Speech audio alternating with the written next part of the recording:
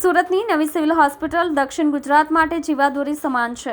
લાખો રૂપિયાના ખર્ચે થતી સર્જરીઓ સુરતની નવી સિવિલ હોસ્પિટલમાં વિનામૂલ્યે કરવામાં આવે છે. ત્યારે આપણે જાણીએ છીએ કે નાની ઉંમરથી જ બાળકો બોલી કે સાંભળી શકતા નથી. એવા બાળકોને કોક્લિયર ઇમ્પ્લાન્ટ સર્જરી બાદ બોલી અને સાંભળી શકે એ માટે સર્જરીનો ખર્ચ 8 થી 10 લાખ રૂપિયા જેટલો થાય છે, જેથી મધ્યમ અને ગરીબ વર્ગીય લોકો આ સર્જરી કરાવવાનું ટાળતા હોય છે. પરંતુ રાજ્ય સરકાર દ્વારા રાષ્ટ્રીય બાળ સ્વાસ્થ્ય કાર્યક્રમની શરૂઆત કરવામાં આવી છે, જેમાં આ કોક્લિયર ઇમ્પ્લાન્ટ સર્જરી સરકારી હોસ્પિટલમાં વિનામૂલ્યે કરાવી શકાય છે. અને સુરતની નવી સિવિલ હોસ્પિટલ ખાતે એક સાથે 3 બાળકોની સફળ કોક્લિયર ઇમ્પ્લાન્ટ સર્જરી કરવામાં આવી છે. આ અંગે નવી સિવિલ હોસ્પિટલના ઇન્ચાર્જ અધિક્ષક ડોક્ટર જિગીશા પાટડિયાએ જણાવ્યું હતું, અમે જે 3 બાળકોની સર્જરી કરી છે, ત્રણેય બાળકો જન્મથી સાંભળી શકતા ન હતા અને બોલી શકતા ન હતા. આ અંગે જ્યારે બાળકો સાથે અમારી પાસે આવ્યા હતા ત્યારે એક ટીમ બનાવી હતી. એ ટીમમાં પીડિયાટ્રિશિયન, ENT વિભાગના ડોક્ટર, એનેસ્થેસિયા વિભાગના ડોક્ટર અને રિહેબિલિટેશન એક્સપર્ટ સાથે ચર્ચાઓ કરી પરીક્ષણ બાદ રિપોર્ટ કરાવ્યા હતા. આ ટીમ દ્વારા બાળકોની ચકાસણી કરી સર્જરી કરવામાં આવી છે. એક બાળકની સર્જરી પાછળ 2 થી 3 કલાકનો સમય લાગે છે. હાલમાં 3 બાળકોની સફળ સર્જરી થઈ છે અને રિહેબિલિટેશન એક્સપર્ટ દ્વારા સ્પીચ થેરાપી આપવામાં આવી રહી છે. આ બાળકોને સાંભળી શકતા અને બોલી શકતા જોઈ નવી સિવિલ હોસ્પિટલના ડોક્ટરોને ખૂબ જ ખુશીની લાગણી થઈ છે. ડૉક્ટર જિગીશા પાટડિયા, ઇન્ચાર્જ તબીબી અધિક્ષક નવી સિવિલ હોસ્પિટલ સુરત.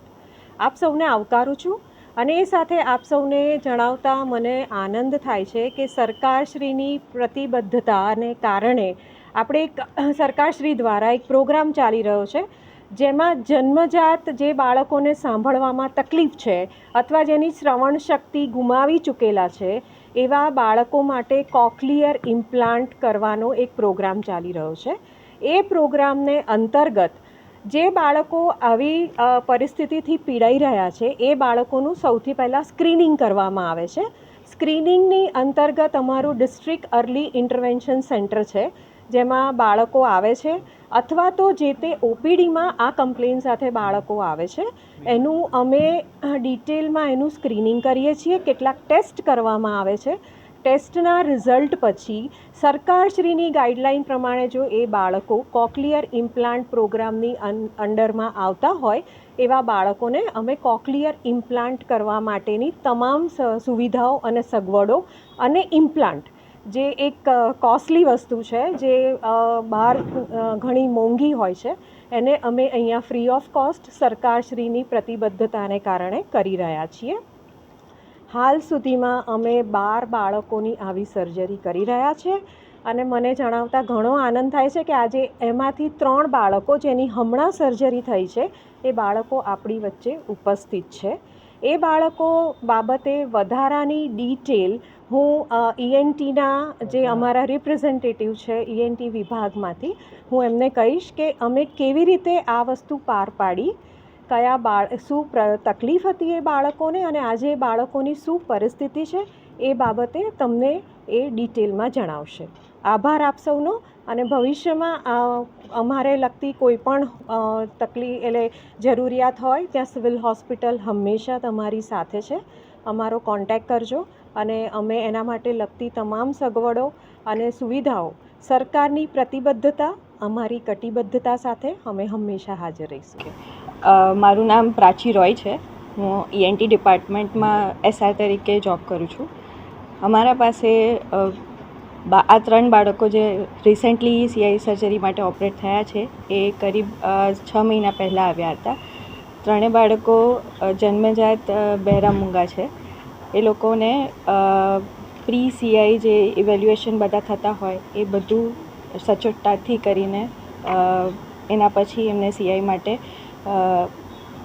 ફિટ કરેલા અને એ પછી CI ઓપરેશન થયું છે.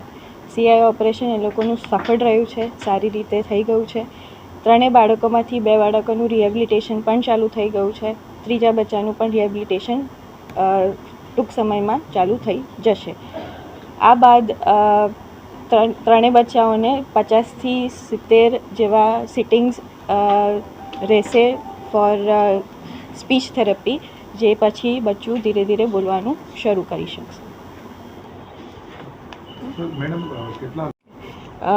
આ પ્રક્રિયા ઇનિશિયલી બહુ લાંબો સમય લે છે. જ્યારે બચ્ચું તમારી પાસે આવે પ્રાઇમરી પરમિશન લઈને, પછી તમે એને બધા ઇન્વેસ્ટિગેશન્સ કરાવો, બચ્ચું ફિટ થાય સર્જરી માટે, એ ઘણો લાંબો સમય ક્યારેક નીકળી જતો હોય છે. પણ એના પછી ઓટીની અંદર ઓપરેશન થિયેટરમાં 2 થી 3 કલાકમાં ઓપરેશન થતું હોય છે અને ઓપરેશનની દરમિયાન જ કોક્લિયર ઇમ્પ્લાન્ટ સક્સેસ છે કે નહીં એ બી ચેક થઈ જતું હોય છે. પછી એના પછી બચ્ચું ઇન્ડોર રહે અને આપણે એને ઘણું સારી રીતે ધ્યાન રાખવું પડે બચ્ચાને, એન્ટીબાયોટિક્સ ને એવું બધું જતું હોય. અને એના પછી જ્યારે ડિસ્ચાર્જ થાય બચ્ચું, એમને સમજાવવામાં આવે કે એ લોકોને સ્પીચ થેરાપી ને એવું ઘણું લાંબો સમય સુધી ચાલુ રાખવામાં આવશે. પ્રાઇવેટમાં આ સર્જરી કરાવવામાં આવે તો કેટલો ખર્ચો થતો હોય છે અને આપણે આ કયા યોજના હેઠળ આ સર્જરી થાય છે?